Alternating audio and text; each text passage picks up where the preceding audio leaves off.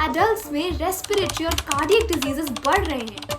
दिल्ली का dust storm, warning या wake up call. सोचिए एक ऐसी सुबह जहां आप उठते ही देखते हैं कि आसमान पे ऑरेंज सा धुंध छा गया है, लोग मास्क पहने हुए हैं, गाड़ियों की विजिबिलिटी जीरो है और न्यूज फ्लैश कर रही है AQI has crossed 450, hazardous air in Delhi once again। जून 2025 में ऐसा ही हुआ और सबसे स्कैरी बात ये थी कि ये सब कुछ जून में हो रहा था जब विंटर पोल्यूशन का सीजन अभी आया भी नहीं था। तो सवाल उठा, क्या इंडिया कभी अपने एयर पोल्यूशन क्राइसिस को फिक्स कर पाएगा या हम हर साल बस सर्वाइवल मोड में जीने के लिए मजबूर हैं? नमस्कार दोस्तों, आप देख रहे हैं न्यूज़ अनेक। Let's talk about facts, science, ground reality और कुछ होप भी। दिल्ली का डस्ट स्टॉर्म, वार्निंग या वेकअप कॉल। 19 जून 2025 एक डस्ट स्टॉर्म ने पूरा दिल्ली NCR रीजन को हेजी कर दिया। AQI गया 440 प्लस पे। इसका मतलब है सांस लेना भी डेंजरस हो गया। डॉक्टर्स ने बताया अस्थमा पेशेंट्स की इमरजेंसी बढ़ गई। एल्डरली लोग ब्रेथलेसनेस रिपोर्ट कर रहे हैं और आई इरिटेशन तो कॉमन ही था। इसके पीछे कुछ मेजर रीजंस थे। राजस्थान से ड्राई विंड्स, हीट वेव्स ने जमीन को ड्राई कर दिया था। कंस्ट्रक्शन और व्हीकल एमिशंस ने एयर को और हैवी कर दिया। ये सिर्फ एक नेचुरल स्टॉर्म नहीं था, ये एक रिमाइंडर था कि हमारी हवा का हाल कितना ज्यादा खराब है। नॉर्थ इंडिया का दम क्यों घुट रहा है?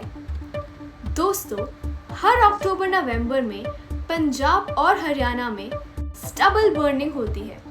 लाखों टन पराली जलाई जाती है।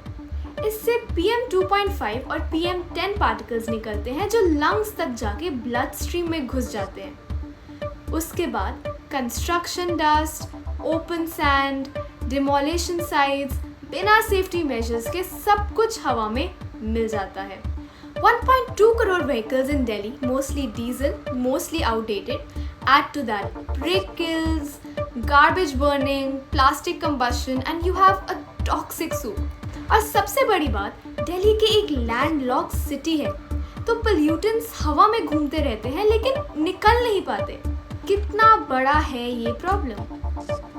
वर्ल्ड हेल्थ ऑर्गेनाइजेशन का कहना है टॉप 50 पोल्यूटेड सिटीज में से 39 इंडिया में है। हर साल लगभग 20 लाख लोग एयर पोल्यूशन की वजह से टाइम से पहले मर जाते हैं। दिल्ली के स्कूल्स हर विंटर बंद हो जाते हैं, not because of cold but because of air. Children का लंग डेवलपमेंट कम हो रहा है। एडल्ट्स में रेस्पिरेटरी और कार्डियक डिजीजेस बढ़ रहे हैं। तो ये सिर्फ एक एनवायरमेंटल प्रॉब्लम नहीं, ये हेल्थ, एजुकेशन और फ्यूचर का क्राइसिस है। क्या इंडिया ने कोशिश नहीं की? जरूर की है। Let's be fair. Odd even scheme, cars alternate दिन पर चली, शॉर्ट टर्म AQI इंप्रूवमेंट हुआ। GRAP, graded response action plan. AQI level जैसे ही सिवियर होता है, इमरजेंसी मेजर्स लगते हैं। Electric vehicles push, subsidies, tax rebates, charging stations, smoke towers Delhi में लगाए गए, लेकिन कवरेज एरिया सिर्फ 1 square kilometre. Fire cracker ban, Diwali पे हर साल बैन होता है लेकिन लोग इग्नोर कर देते हैं। एफर्ट्स हुए हैं लेकिन या तो शॉर्ट टर्म थे या फिर प्रॉपर्ली इम्प्लीमेंटेड नहीं थे। पॉलिसीज फेल क्यों होती हैं? सबसे पहला रीजन, इम्प्लीमेंटेशन फेलियर। पॉलिसी बन जाती है, execution zero. Pollution control boards understaffed होते हैं, मॉनिटरिंग वीक होती है। दूसरा, blame game. Delhi blames Punjab, Punjab blames centre, centre blames weather. तीसरा, public apathy. People burst crackers, burn plastic, don't service their vehicles. Awareness तो है लेकिन बिहेवियर चेंज नहीं है। और चौथा, इकोनॉमिक फियर। कंस्ट्रक्शन बैन से डेली वेज वर्कर्स काम छोड़ देते हैं। Factory closure is equal to job loss, so policy makers hesitate करते हैं। कुछ उम्मीद की किरण, सब कुछ नेगेटिव नहीं है। Aravalli green wall, forest belt create किया जा रहा है to block dust from Rajasthan. EV adoption, Ola, Ather, Tata Nexon EV bloom पे हैं। पेडेस्ट्रियन जोन्स, कनॉट पैलेस, नोएडा में vehicle free weekends.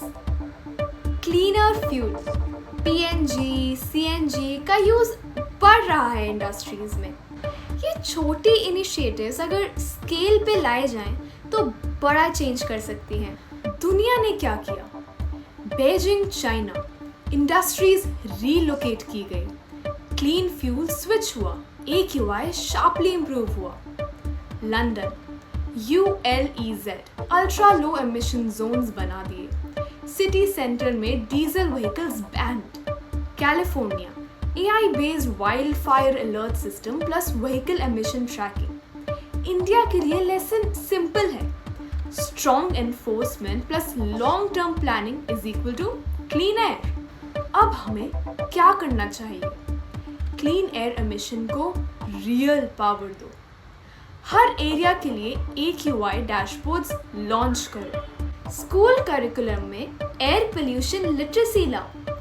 Construction approvals में ग्रीन सर्टिफिकेशन मैंडेटरी बनाओ।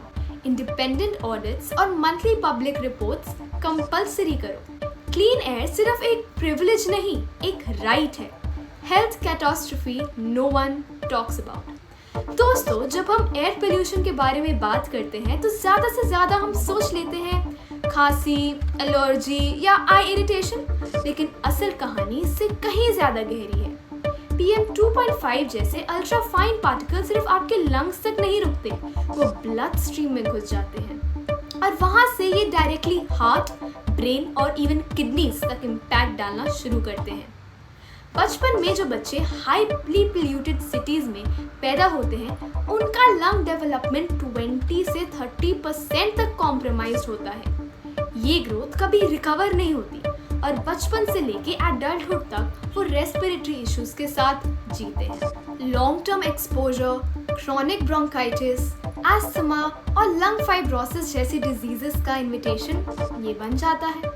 और अब लेटेस्ट रिसर्च ये कह रहा है कि एयर पोल्यूशन ब्रेन को भी डायरेक्टली इफेक्ट करता है।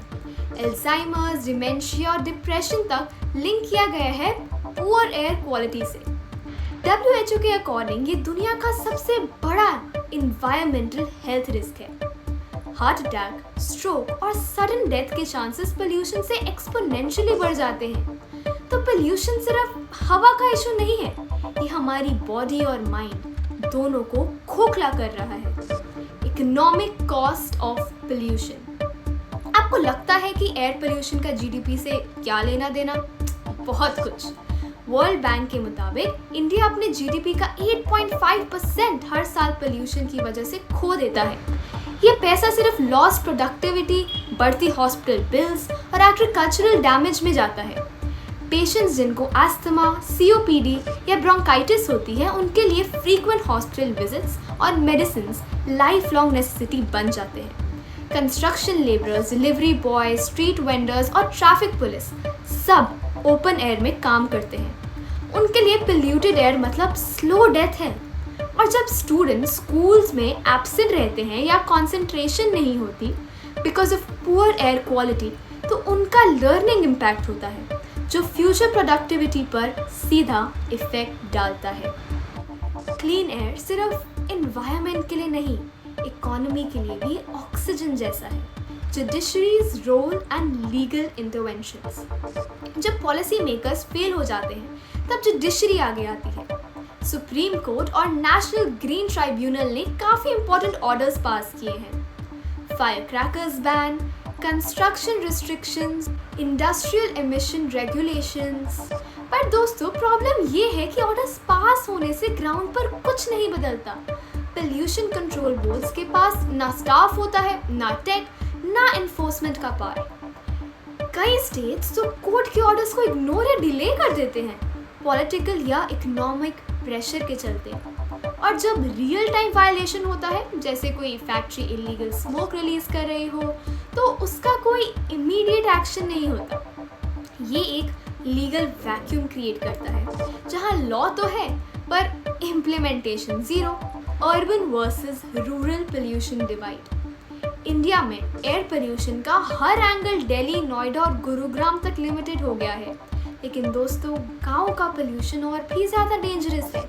सिर्फ विजिबिलिटी में नहीं आता इसलिए इग्नोर हो जाता है। रूरल हाउसहोल्ड्स में चूल्हास होते हैं, ओपन फायर कुक स्टोव्स जो कार्बन मोनोऑक्साइड, सूट और हार्मफुल गैसेस रिलीज करते हैं, और इन फ्यूम्स का सबसे ज़्यादा एक्सपोजर होता है महिलाओं और बच्चों को, क्योंकि वो दिन भर घर के अंदर रहते हैं। हेल्थ केयर की एक्सेस ऑलरेडी वीक है और chronic respiratory infections in villages में बहुत कॉमन हो चुकी हैं। ऊपर से क्रॉप वेस्ट, एनिमल डंग और बायोमास ओपनली बर्न होता है। कहीं भी कोई AQI मीटर नहीं है, कोई लोकल पोल्यूशन बोर्ड नहीं है और कोई मॉनिटर करने वाला भी नहीं है। Rural brick kills, diesel generations और केरोसिन पंप सब कुछ मिलके एक स्लो किलर बन चुका है जिसका जिक्र भी नहीं होता। Climate feedback loop. Air pollution और क्लाइमेट चेंज दोनों एक दूसरे को और वर्स बना रहे हैं।